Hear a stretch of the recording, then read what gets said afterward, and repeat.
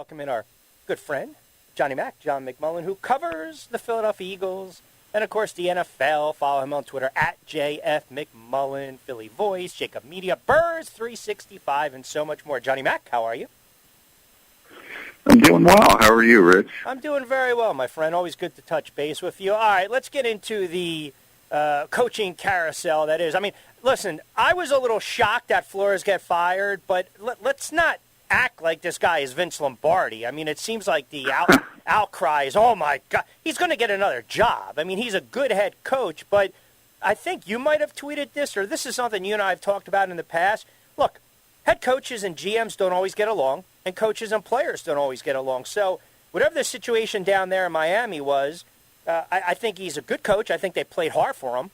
The record speaks for itself, and they decided to go in a different direction. Are you surprised, shocked by the firing of Flores?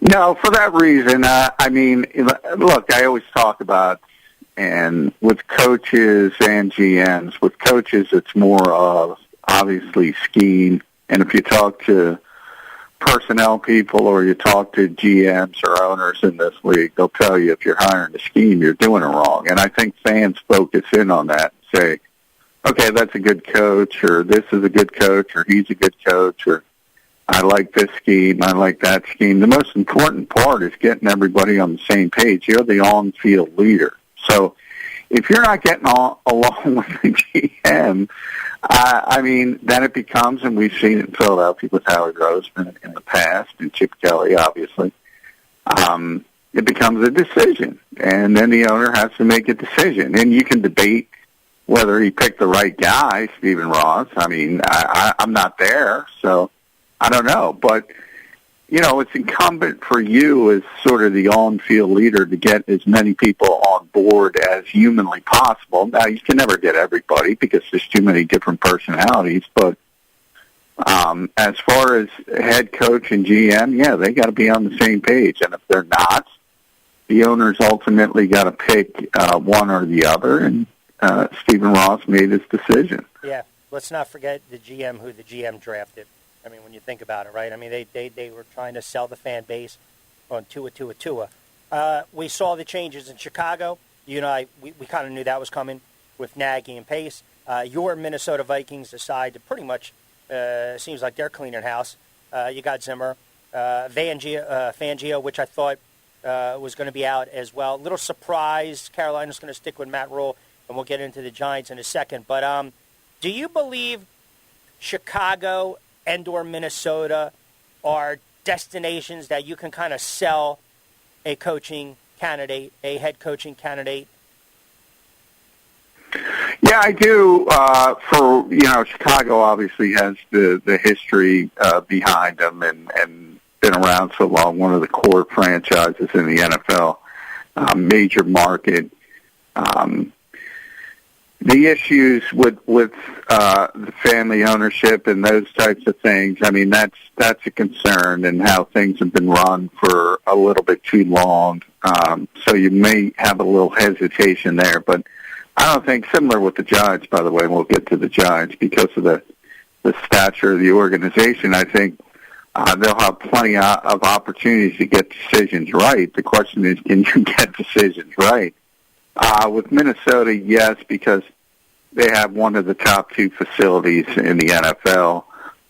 They have the brand new stadium, which is one of the top 5 stadiums. So a lot of off-the-field stuff is positive for Minnesota when it comes to recruiting and things like that. So weather aside, I think both of those cities are good destinations for coaches and general managers.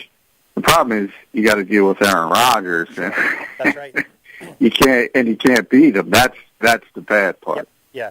I mean, I don't think, you look at that Bears. I mean, Minnesota's got some players. I mean, the Bears roster, I mean, it's never good when you get. I mean, and I think everybody will cross their fingers that Aaron does force his way out in the offseason, and hopefully Denver in the AFC West has to deal with him. There's some speculation.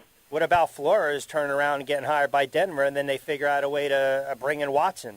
I mean, listen, you stick a Rodgers on Denver right now, they're an AFC contender, no doubt. Oh yeah, Oh yeah. Oh, no question. That's one of the significant Super Bowl contenders with that roster this year Yeah. that Denver put together, and that's one of the reasons Vic Fangio is out after 3 seasons, because they do have significant talent, significant things to build on, but they can't get the quarterback right. It's difficult when you can't get the quarterback right, and obviously Aaron Rodgers would solve that problem. How do you justify, if you're Joe Judge, when you meet with Mara and Tish, and there's all these conflicting reports of if or when or how they met, or he had a meeting with the team and really didn't disclose too much and kind of went about his business. I mean, here's a guy that said, we're going to punch in the mouth, we're going to do right by the NFL and the Giant franchise and the fans and yada, yada, yada, blah, blah, blah. And then flat out on a 3rd and 9, he has a quarterback sneak. He flat out quit on the organization and the fan base. And listen, I never liked the hire. You know that. I went on record. I was not a fan of it. It's even more so now. I don't understand. What are they waiting for? Are they going to try to bring in a GM who they believe will be a strong candidate, and then he can make the decision? Like, I just don't get it. Yeah, I mean, I thought Joe kind of dug his own grave, so to speak, with some of his comments late in the season. Couldn't stop talking, had the manifesto press conference, which is about 15 pages. Horrible. That's horrible. You got to be able to handle things like that a little bit better. And it kind of tells you, it's not the most important thing, obviously, but it kind of tells you you're not ready for a position of that type when you make such simple mistakes and you keep going down the same rabbit hole. It's just not what you want for the New York Giants, or at least it's just not what you should want. As far as, the GM hire, look, they're not going to get anybody with any cachet if they're going to force Joe Judge on them. They're not. That's not to say you can't get a GM. There's only 32 of these jobs. So somebody who doesn't have a lot of options and maybe is going to get one chance, say, yeah, I'll take it. I'll roll the dice and see if we can get this thing headed in the right direction. It's hard to go in a more negative fashion. And to a lesser extent, Daniel Jones plays into that as well. If you're going to force him on a new GM, it's not a very desirable job. And obviously when you say New York Giants, it should be a desirable job, but it isn't right now. And that's up for ownership to change that and to get it back on the right track and start delegating properly. And once you get the right GM in place, let him pick his coach and go from there. But that's the problem. Yeah, they should not move forward with Joe Judge. No way. No, and that's the issue. Like, I mean, this is something. I mean, I've had guys in the league tell me this over the years. I've had ex-players kind of tell me this. Listen, they're not kids. Like the smart player, the astute player, the veteran player, hell, even some of the younger guys, they can kind of tell when it's a facade, it's an act. And I guess the thing, and this really goes for any head coach, you're going to sit up there. Look, Mike Singletary was one of the greatest linebackers in the history of the NFL, right? And he was trying to succeed as a head coach by trying to instill players to play like him. And the act somewhat went through, and then it just turned into a cluster, right? Can't have it, don't want it, blah, blah, blah. But he has a guy, he's a Hall of Famer with credibility. Judge is a special teams guy that just came up and wanted to be this bully and talk about how they were going to be aggressive this, aggressive that, and they were going to do things the right way. And then, as I said, you go out and you stink up the joint the last couple weeks of the season. If I'm a player in that locker room, I'm saying to myself, I don't want this guy in the foxhole with me. This is not a head coach I want to play for. How does ownership just basically ignore that? And whether it's a Joe Judge or any coach, when you see players quit, that is a telltale sign you don't have the right roster and the head coach doesn't have them in check. And typically, when that happens, the head coach has to go. Yeah, I mean, in Joe's case, I think in the Giants' case, in a larger one, they're stuck in this mode of making a mistake on McAdoo, making a mistake on Shermer, and they don't want to admit they made another mistake. And, that's a lot of mistakes piled up back to back to back. And we're not even bringing up the GM, which is another mistake, who they allowed to retire. And I think they're very hesitant to say, this failed, let's turn it over, let's try again. All of a sudden you start to get in Cleveland Browns territory. When they rebooted in 1999, it was just coach after coach after coach after coach after coach. Yep. And that's the last place you want to be. But I get that. I get the hesitancy. I get not wanting to admit a mistake. But the only thing worse than making a mistake is failing to admit it. And they made a mistake, and they should know it by now. We've got 2 slated on Saturday. We've got 3 games on Sunday, and then Monday night capper, Arizona and the Rams. Let's start with those Saturday games. Look, that was a crazy game, the Raiders and the Chargers, and this is something I know you were probably just gnawing at the TV watching when it comes to analytics. I have no problem with the timeout because everyone knew Raiders were going to run the ball. You just got to stop them. Where I have a problem with the play calling was earlier in the game when they elect to go for, 4th and 3 from their own 30, did the Chargers. Now, do you think as that game progressed, especially late and/or getting in overtime, you think the Raiders were actually content with getting out of there with a tie? I mean, it was one of the most exciting games I've ever seen over the last several years, but there was a lot of, it's like, all right, who's going to blink first here? It seems like both those teams were giving each other a respective chance to actually win the game. It's like, all right, we don't want to make the playoffs. I mean, what was your thoughts with the play calling in that game?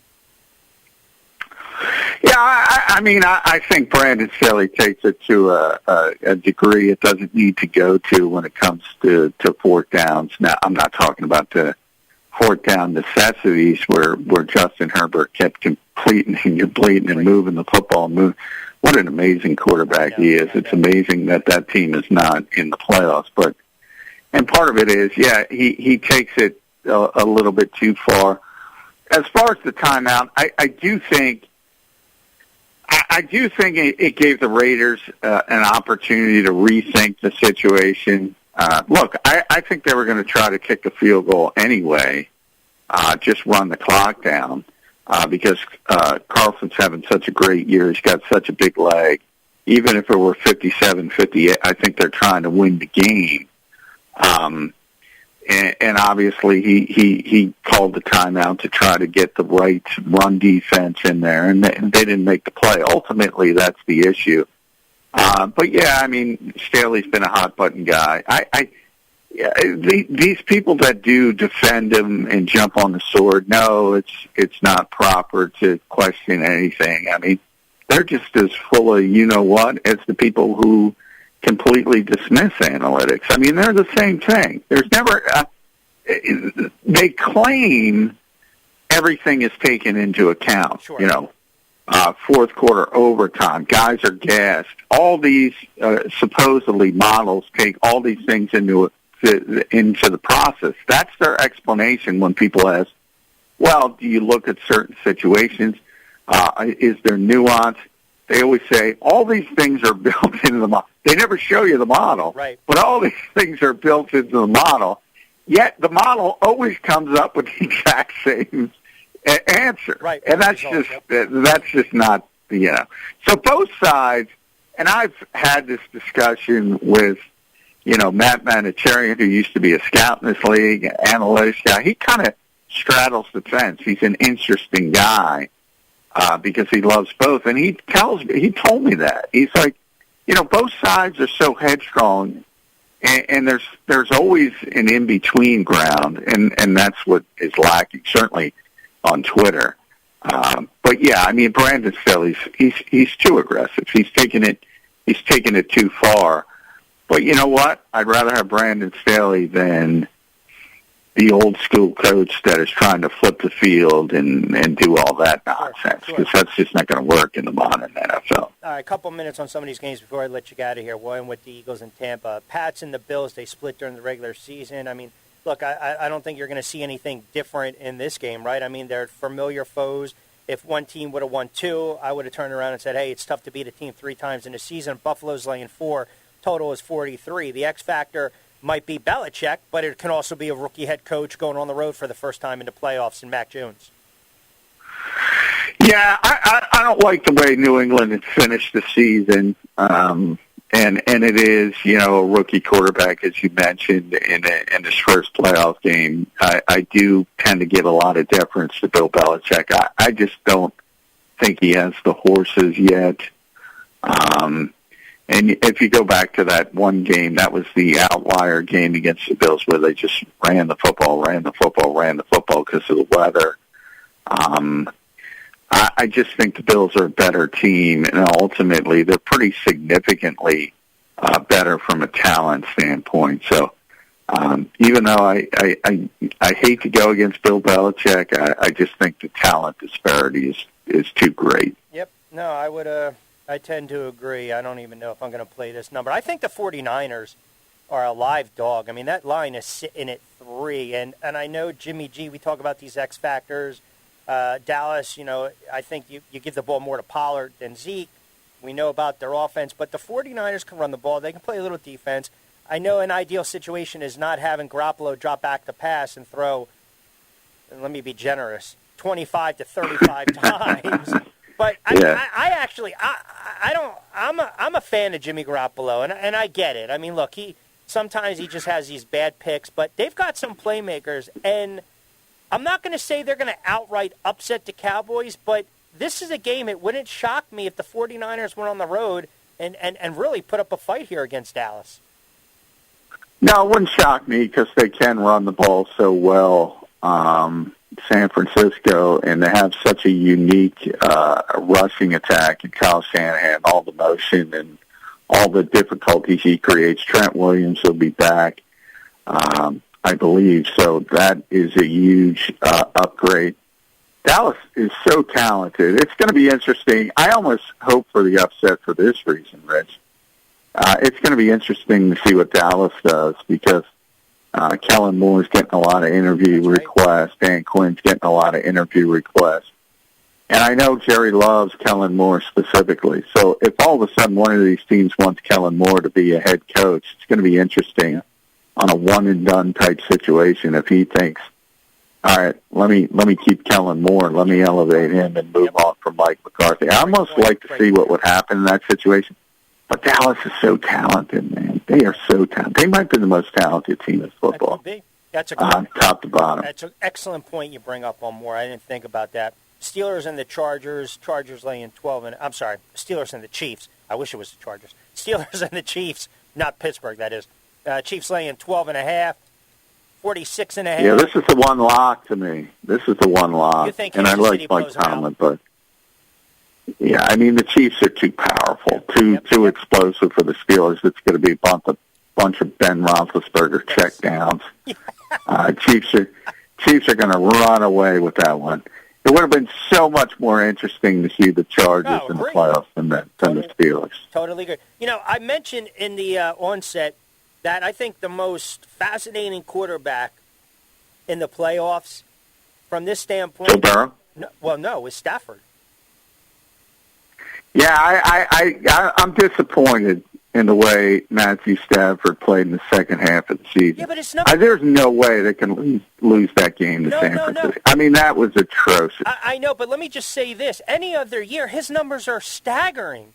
But I just think everyone's going to wait and see if they fail and say it's the same old Stafford in Detroit. Burrow, to me, I think you're playing with a little bit of house money. Don't get me wrong. But Stafford, this is his time to either put up or shut up. All the weapons are right there for him, man. And the Cardinals, we know about the Cardinals. Listen, they're not familiar territory, right? I mean, this is a spot where if you really believe that Stafford is going to be that great quarterback or is a, quote, all-time great or a franchise quarterback, he's got to go out and he's got to ball on Monday night. Yeah, he does. There's no way they should lose to the Arizona Cardinals. I mean, the Cardinals aren't ready. I don't think. Too many young players, young quarterback, young head coach. I just don't think they're ready for that type of environment at this stage, especially against a good team, and the Rams are a good team. But man, how do you get up 17-0 in that game and blow that? And we've seen it in the past with Sean McVay in the Super Bowl. He didn't know what to do in the Super Bowl. There was no adjustments, and if you look at how they run their offense, they use 11 personnel more than anybody else. They never change. They never change formations. When it gets late, he's too much for the bad teams. But when it gets to the good teams that can adjust to what he's doing, he's faltered a little bit. I'm concerned with the Rams, except for Aaron Donald and Cooper Kupp. They're going to deliver, but yeah, absolutely. I don't know if the quarterback is going to deliver or the coach is going to deliver. Tampa's laying 8.5. I think that line's going to creep up to 9+ against the Eagles. And again, rookie head coach, young quarterback on the road. I mean, let's not think for a minute this is the Eagles' defense that was able to get to Brady a couple years ago. It's not. The offensive line has a tremendous amount of depth. I think they need to really run the ball. Possessions are the key. You can't trade field goals and give up touchdowns against Tampa Bay. And I know Tampa Bay's kind of coming in the wounded animal. I mean, listen, do I think the Eagles are going to win this game? No. Can I see them covering or backdoor cover and make it interesting? I can, because I think you're kind of getting Tampa Bay at the right time. Yeah, no doubt.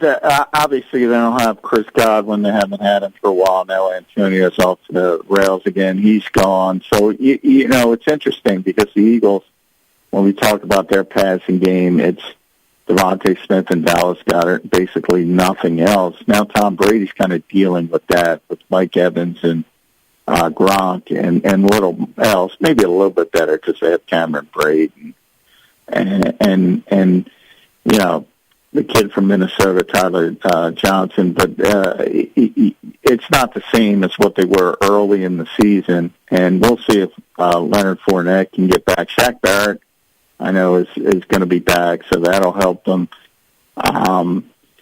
The Eagles are going to have to run for 200 yards, but here's the stat. Here's the stat, Rich: 46-1, 46-1.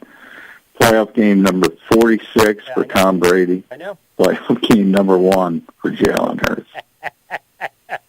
Johnny Mac has spoken. All right, lastly, before I let you get out of here, the Carson Wentz, it's like move on already, but I'll tell you, it was interesting to kind of watch that unfold. 14-plus point dog favorite, and they lose that game with everything on the line, and now there's already talk in Indianapolis. I've been looking at some of the wire services down there and listening to sports talk. It's like they're ready to move on from Carson Wentz. Yeah, I mean, they can. I think they should, to be honest. It's not I think their cap hit is like $15 million, so it's not nearly as what the Eagles were dealing with from a financial standpoint, so they can move on.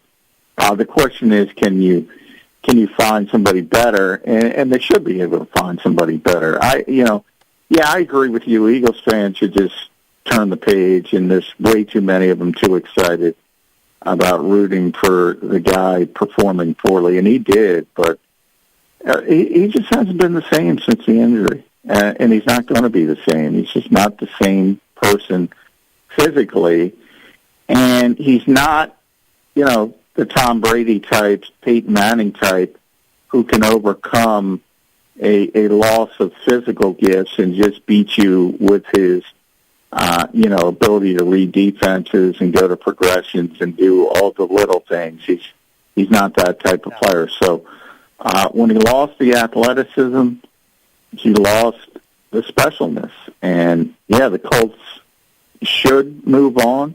They probably will move on.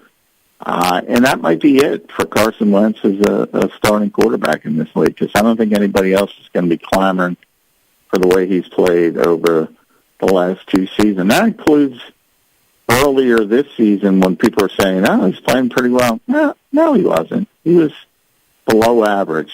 And was it better than last year? Yeah, of course. It would be tough to be as bad as last season. Yeah. But he wasn't good at any point this season. He's just not the same player. He is John McMullen at JF McMullen on Twitter, Eagles Insider, NFL Insider, SI Now, Philly voice, Spurs 365 show, 6 ABC postgame. You guys already know. Just give him a follow on Twitter. And, of course, every Tuesday, 420 football in the 20s. Johnny Mac, always appreciate you, pal. Enjoy the games over the weekend. All right, you too, Rich. Thanks. All right, you got it. My guy, John McMullen, as always, checking in on the 1490 Sports Betting Hotline. So let me get to some of these tweets on the other side. Sports Flash time will come up. Got about 15 minutes to play with hour number 1.